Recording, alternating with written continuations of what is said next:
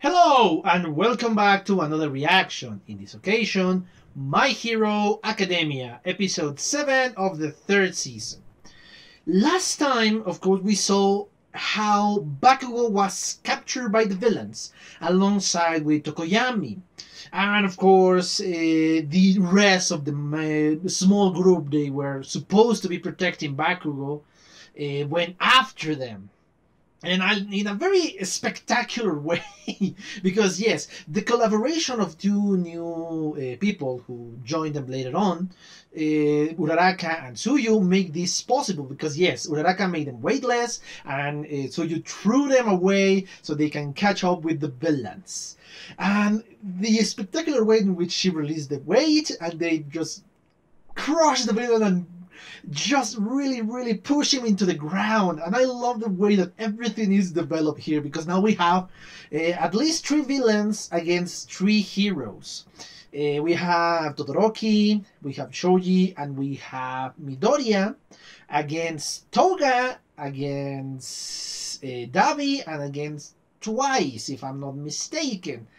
So yeah, it's a very exciting way, because at the beginning of the season I said it's going to be pretty cool, because Dabi has a quirk that can kind of counterpart of Todoroki, because he has flames, and well, luckily Todoroki has flames and ice, but from what I can see, the blue flames are a lot stronger. So yeah, Dabi of course has more skill in this case. But anyway, yes, I think I just talked about this episode enough in the last one, so yeah, let's just concentrate and watch the next one, shall we? What? Oh, Dabi entered the building! Oh!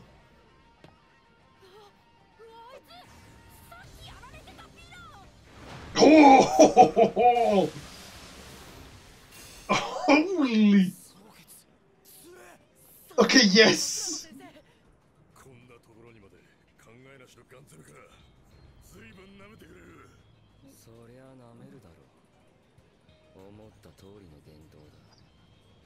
Holy! Oh. I wasn't expecting this one action at the beginning!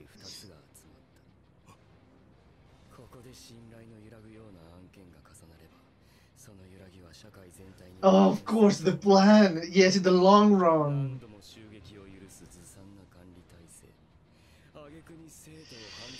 Holy! Yes, everybody's getting... Holy! Oh! What the? Of course, yeah, it was a fate, you're right.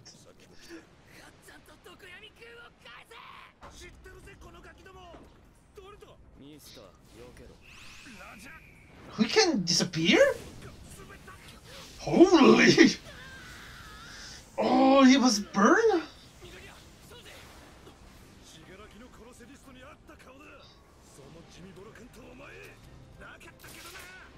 What? Yes, of course! Of course!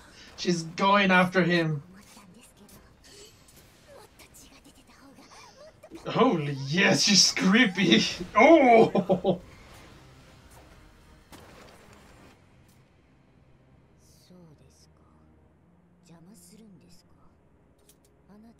Oh god. Oh! That is a creepy face, even creepier than before.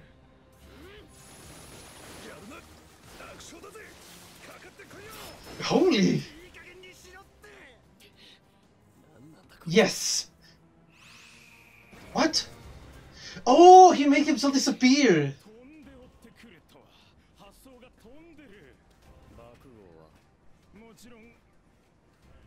What? He lost him! Yes! He lost him!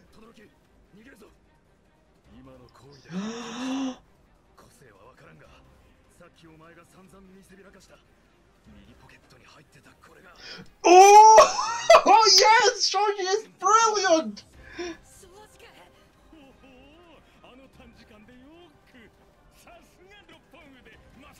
Yes, this is brilliant! What? Oh, the normal one. That is a very dangerous creature. Oh! Oh, crap! Oh! Oh, bastard! It was just... Holy... Okay, the guy's...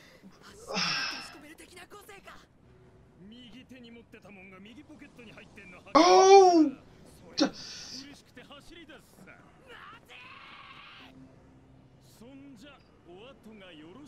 Holy! Yes! Oh, Yama, you're brilliant! Yes! Oh! Yes, but yes, they can. Yes! Come on! Oh no!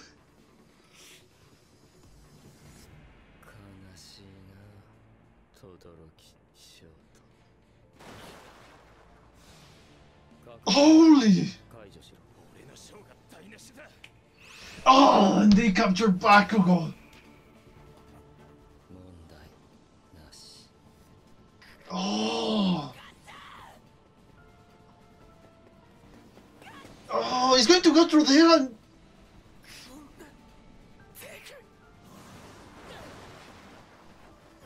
Oh! They were this close to save them! Ah! Yes, I understand the frustration!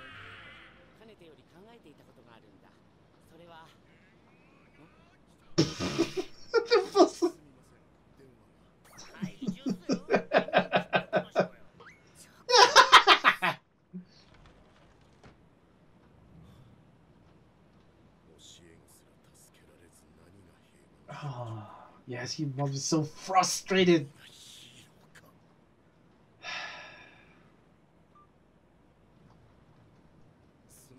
The police, yes.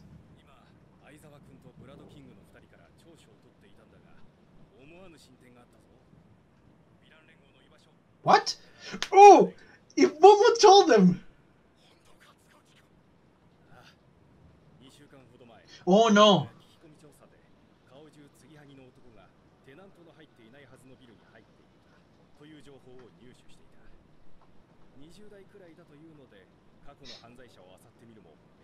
Okay.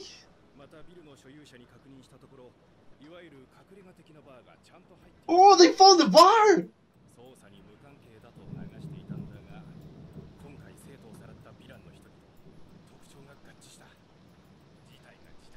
Yes! Oh! Now that is good police working.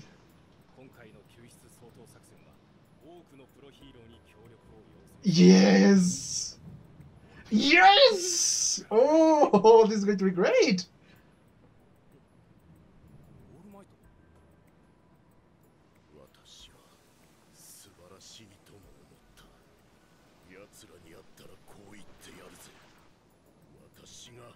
Yes! Holy, there are a lot of people there. No, you didn't.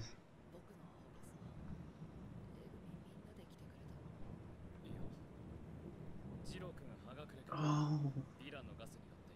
Okay, yes, the consequences of all this. Holy.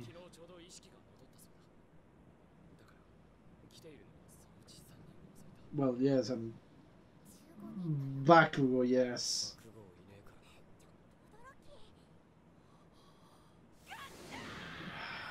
Man.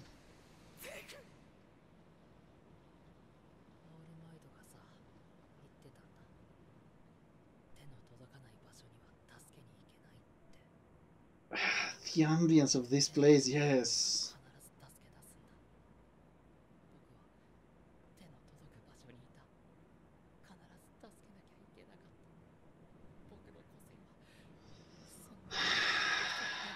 Yes.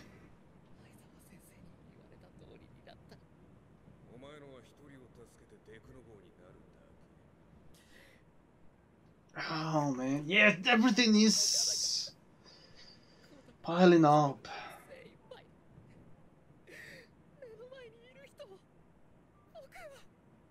Oh man.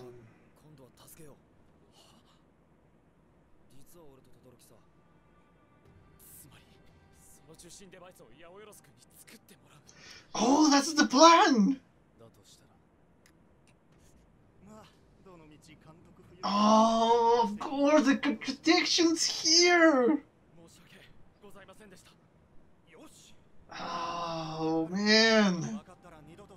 He wants to go, but he doesn't... Yes!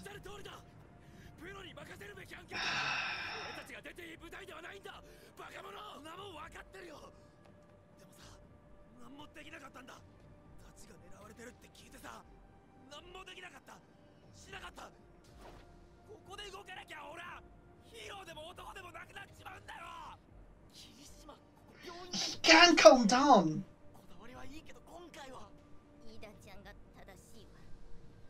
Oh, yes! But he can't stop himself from feeling frustrated.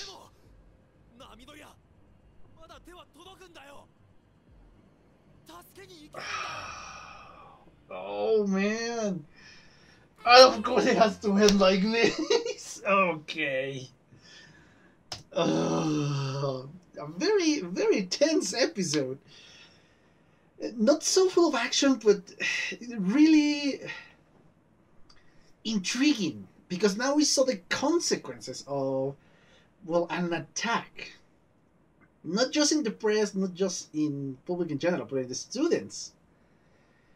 So, yes! Oh, and I think I get something pretty bad too. But anyway, I'm just gonna watch this again, and, well, see you in a bit. Okay, I'm back. I just watched a second time the 7th episode of My Hero Academia, of the 3rd season, of course.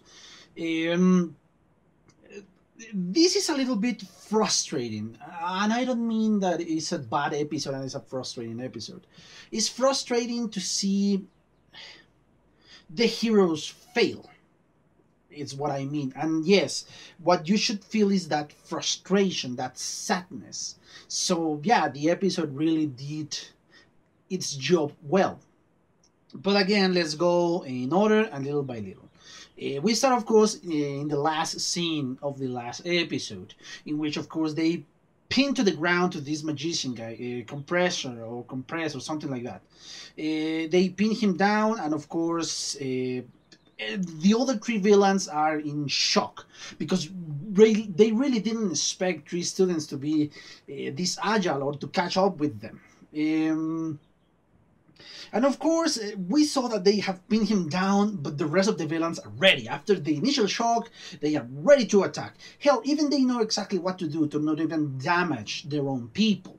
In this case, Davi warned this guy, and he threw his flames. And it was very spectacular because this guy compressed himself so he can compress stuff. Not just stuff, people and himself, and escape these blue flames. I really thought that the fight was going to be between Davi and Todoroki, and then, of course, Midoriya was going to fight against Toga, because, yes, that is my exact thought, and the clone guy, Twice, was going to fight Shoji. But no, it drew me into a loop because, yes, Davi attacked everybody, burned one arm of Deku and the other arm from Shoji, and the only one who can escape these flames was precisely Todoroki. And now we saw this, of course, obsession in Toga, obsessed with Deku. She tackled him down, and of course, he's not able to move that much because he's weakened. His quirk is amazing, yes, but in the state he's managing now, he cannot control it 100%, therefore he's still pretty weak. And of course, Toga managed to just control the situations. Luckily for us, Shoji was there to help Midoriya. He just kind of bitch slap Toga in that moment. But again, we saw the agility of Toga because she recovered pretty quickly from this slap, and she was angry because she was interrupted in what my thing is. She perceives this moment as a romantic moment between her and Deku, which is very twisted, very creepy, as I said in the last episode. And the look she gave to show you that I don't like you, you're not my type, don't worry, I'm gonna bleed you too. Yeah, this is a scary point of view. We saw that Todoroki is fighting actually twice. And this guy has like a knife or like a, I don't know, box cutter. But Todoroki is again way too OP, and Dabi is really not doing anything, which is the character I wanted to see the most in action, the real Dabi, because he looks like the leader of this entourage, of these people. Obviously, the main villain of the main leader is Shigaraki, but Dabi seems to be the second in command, or the third in command, after the portal guy. So yes, it is quite spectacular in this moment.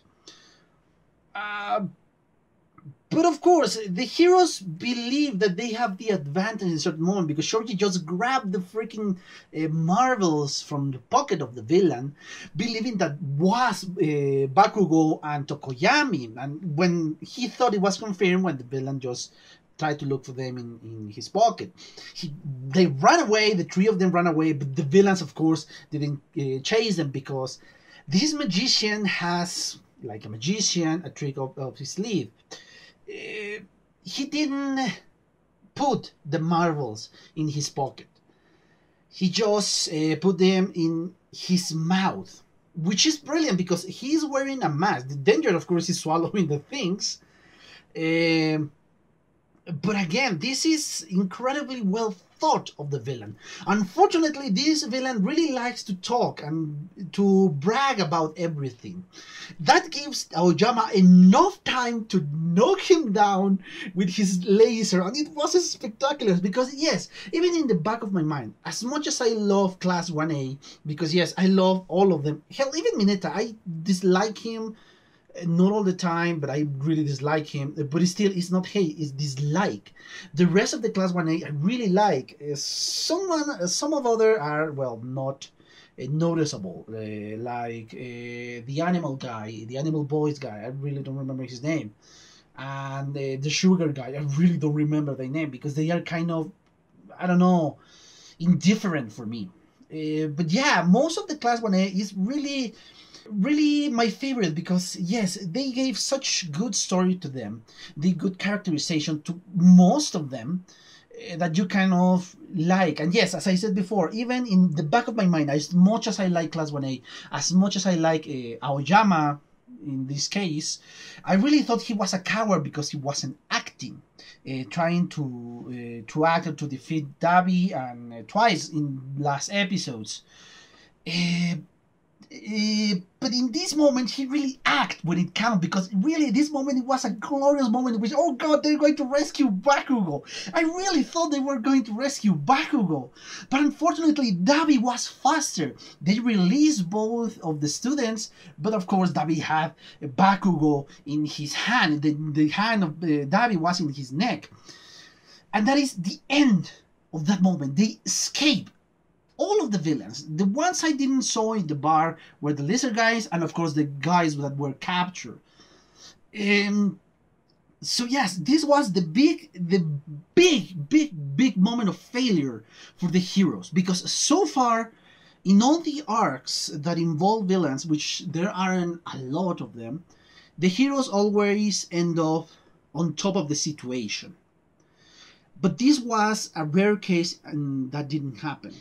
Let's start with the first villain that appeared in this animation, the Sludge Monster. He was beaten, he was beaten by All Might twice. Of course, he reacted with the help of Midoriya. Then, of course, the USJ incident. They defeat the villains in the end, again, with the help of All Might. But they defeated, and the students were kind of in control because most of them could deal with the threat that was against them. The sports festival, of course, didn't have any villains because it was kind of well protected. And in a certain regard, most of the students defeat their villains. The teachers, in this case, during the exam, the final exam. So yes, we have a very amount of victories to the students with the help of professional heroes in some times, but they have victories. They always end up on top of the situation. In this case, they didn't. The villains had an objective and they reached said objective. They captured Bakugo, which was the most important thing for them. That was the main objective. My guess is the killing of other students was kind of a secondary goal for them. But of course, this is something weird, something weird to see, and that is the feeling of frustration that I speak about before. This moment in which, of course, we saw our heroes being defeated, that the heroes that we thought will always be in the end winning, they were defeated, and that is something I really like. Even if it leaves a sense of frustration, it's something that I like because it gives more realism to the series. And I know I said this before, realism is not the way, because yes, it's not realistic the way the quirks exist in this world, in the Boku no Hero Academia world, in a world not, and etc. etc. But I mean realism in kind of a human size of the people, because yes, so far the students were always winning, but you cannot always win in every situation. So it was a nice change, and it's a good addition to the humanization of the characters in this animation. And that is something I really enjoy about this. But of course, going back to the episode, the villains escape, and we see a brief moment in which we saw the bar. And as I said before, I noticed almost all of the villains that escaped, except for the lizard guy. I didn't see him there. And of course, Bakugo is just completely restricted in his movements. Kind of when he was in the sports festival at the end, but without the muscle. The muffle, sorry. And that's it. We didn't see anything else besides that from the villains. And then of course we saw the repercussions of this villain attack. All the students that were injured, some major injuries, some minor injuries.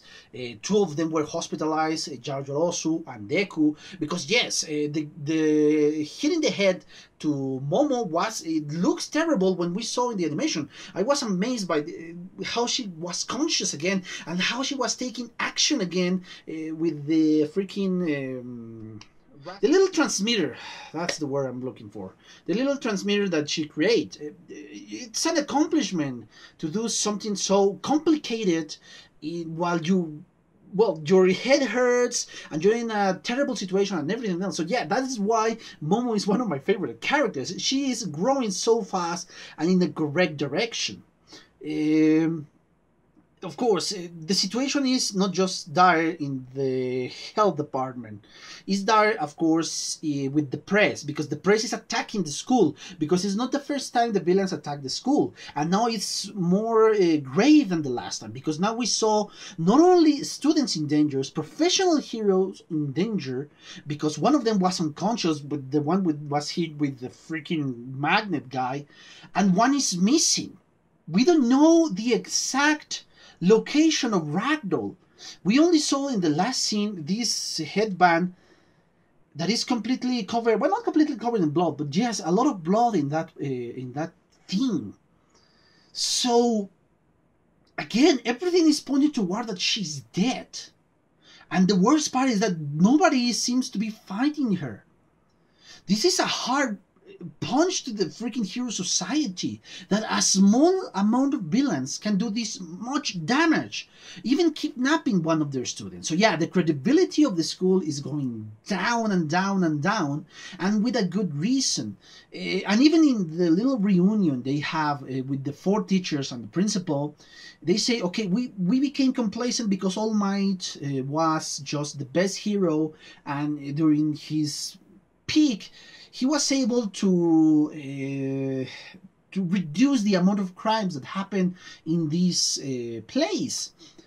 Hell, the tensions were so high in this reunion that even they start to say, "Oh, there is a traitor in the school," and this is something of a talk that was before, briefly again in another reunion with a lot more teachers in this case. So yes, we are. It's a recurring theme, the traitor theme, and they are trying to figure it out who is the traitor, because only the teachers and the Pussycats knew the location of the camp. Nobody else. So who leaked the information because they knew beforehand, or it was forced because yes, we know the abilities of the All for One. I don't know. I mean, it's an intriguing topic right there. The reunion is interrupted by the ringtone of All Might, which, yes, of course, is obnoxious as hell. But with good news, they figured out the location of the bar of the villains. Thanks to some reference and some really good police work right there. I love how the world doesn't just concentrate in the heroes. Yes, the heroes are the main focus. But the police is not just thrown in the garbage. It's actively working, and yes, I love the fact that they are keep working and they keep producing results. Not as spectacular as a hero, but they produce results, and this is one of them. One of the results they need to know, the declarations, taking statements, and doing really investigation work for the heroes to be the final punch, alongside with the police, is my guess. I don't know how useful the police is going to be against Shigaraki and their friends, and his friends, sorry, I said friends, his minions. I don't know how effective the police is going to be against them, but yes, the heroes are going to be there. So that seems very, very spectacular fight. And we go back to the hospital, in which is a sad environment.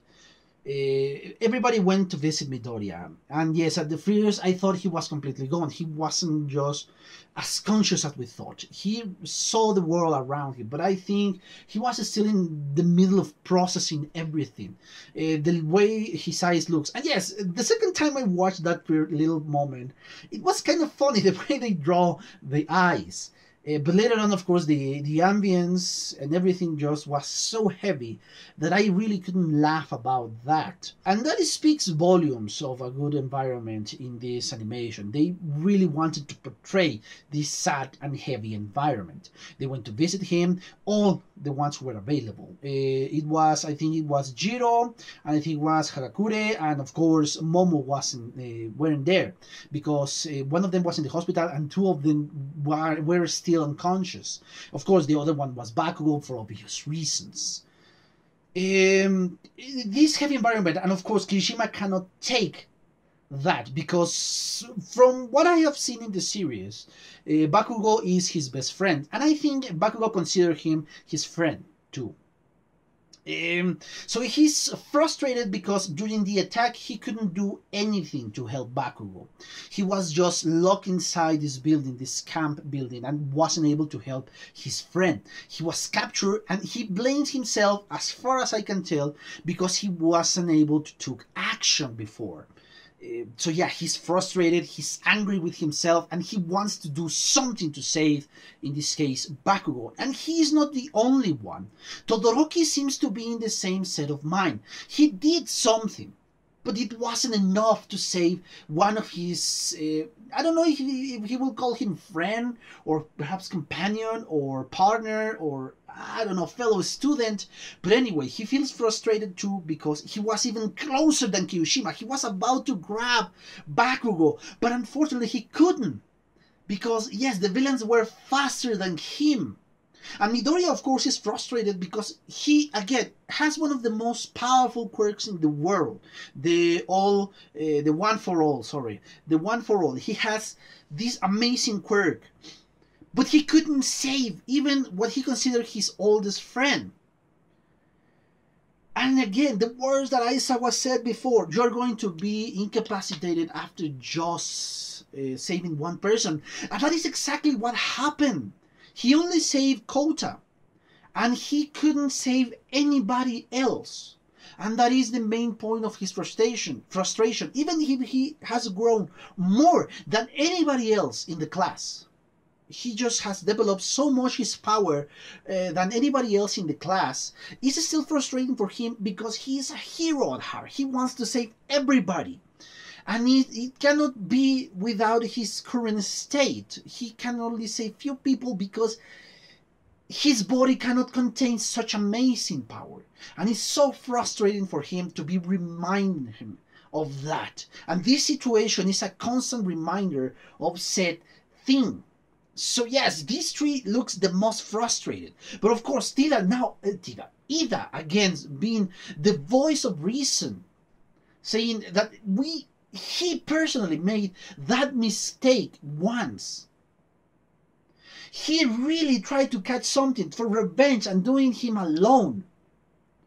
That he is frustrated that they didn't learn anything. He is trying to stop them because he doesn't want them to be in danger just as he was.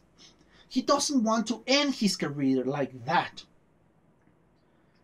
So yeah, I love this little conflict we have there because yes, Ida is not just speaking as a representative of the class. He's speaking to his friends because he wants them to understand that they should not take action in this moment. Leave it to the professionals. They know what they are doing. Hell, even with the help of Yaoyorozu, as we find out later on, that they could track exactly where the Nomu is, or at least where the Nomu was in certain moment. So yes, the professionals know the exact location of the Nomu, and that will help them to figure out the exact location of Bakugo. And the professionals are going to act alongside with All Might, because yes, All Might is so eager to act in that moment, to counteract, as he said, this attack to his students. He wants to protect his students, and he's so frustrating for him because he couldn't do that. So yes, Ida is the voice of reason again, and he's frustrated because they are trying to throw away everything they have been working for in a moment of in an emotional moment, in a moment of frustration, just as he did before. Because yes, the damage is still present in his arm. I don't think he has received this transplant that they were spoken in the last time they were in a hospital. So yeah, he is still frustrated with his companion because he's trying to say, don't act recklessly as I did before with the stain. And you can see the frustration, and I love the way they share with us of Ida's face. That image is just showing the emotions he has. Very angry with his students, with his friends even, that they do not understand this. Some of them support them. Asui, I heard her saying that, yeah, Ida is right. And this is something odd for me. Because, yes, I understand what Ida is saying. And you shouldn't act just following your emotions. But I don't think they are going to be just waiting for the professionals. Or perhaps the next arc is going to be the professionals arc. Now we're going to see a lot more professionals acting in this situation. Which is something I really want to see. We haven't seen any professionals act, or at least we haven't seen that often. Because yes, we saw Mountain Lady, Kamui in the first episode. We have seen All Might act several times. In a certain degree, even Best Genius, and of course Todoroki's dad, Endeavor. But we haven't seen a lot of professionals outside of those. Which is something I'm really intrigued to see. But from the way they are talking, I don't think they're going to stay calm. They are going to do something. What? I don't know. Perhaps that is the next arc. The interference of the students, and that is going to stop the rescue of Bakugo. And that is going to prolong the way in which, of course, Bakugo will become the antagonist. Please, not let that happen. Let Bakugo escape, because, yeah, I don't like that prospect or that aspect. of that antagonist, as I speak in the last video. So yes, this is a weird episode, an interesting episode, but weird because it leaves you with a sensation of frustration. But I think that was intentional. So yeah, it's an interesting episode. Oh yes, something I forgot to mention, a scene I just remembered. The first scene in which, of course, we saw one of Davi's clone again attacking the students inside the room. I really wanted to see these guys' blood quirk in action and his blood control, which is really odd for a hero. And a very dangerous one if it's your own blood, because yes, you need to be careful how much blood you can, well, use. Because if it's your own blood, you're going to be, well, dead within minutes if you don't control your quirk. But yeah, he's incredibly fast and incredibly strong too. Blood is spectacular. So yeah, I agree with Monoma when he said, yeah, it's expected from you, Sensei. Of course, it's a clone, and Eraser tried to reach again. Aizawa tried to reach the students, but it wasn't enough. It wasn't enough because, yes, again, we know that they escaped, and the authorities were way too late. Even 15 minutes, it doesn't sound as much, but yeah, it's a huge amount of time. But it's understandable because they should be isolated from, well, almost every single aspect of the world. So yeah, it's understandable why they were so late. The police was so late because the attack, my guess, didn't took that long. I don't think it took more than 15 minutes. The attack from the beginning to end. It was a very fast attack, very well planned. Because yes, it prolonged during 3 or 4 episodes. But actually, no, I'm lying. It's not 3 or 4 episodes. Well, no, yes, the attack was like 3 or 4 episodes. Yes, you're right. The camp was a lot more. But anyway, so yes, it was a pretty quick attack. As I said before, I don't think it took more than 15 minutes to be executed. It feels longer because, yes, all the situation that happened at the same time almost. We need to see several of them, and for us it was longer. But yes, that speaks volumes of the strategic mind who planned this. I don't know if it was Shigaraki or somebody else. If it was Shigaraki, kudos to him. It was amazing. So yes, it's a very interesting episode, and I cannot wait to see the next one. Unfortunately, as I said before, I'm caught up to the episode, so yes, I have to wait a lot longer now to see the next one. Hopefully it's not going to be that long for you guys. But anyway, yes, I think I spoke enough. I think I exhausted the theme of this episode, and I hope you enjoy the episode and my reaction, and of course my commentary. And as always, thank you guys for your views, your likes, your comments, and your subscriptions. And if you want to be a subscriber, click on the button for subscriptions. And if you want to follow me on Twitter, please click on the description below. There is a link there so you can follow me on Twitter. And of course, click on the bell to get notifications. That's it for now, guys. Thank you for your attention. And well, see you on the next one. Bye.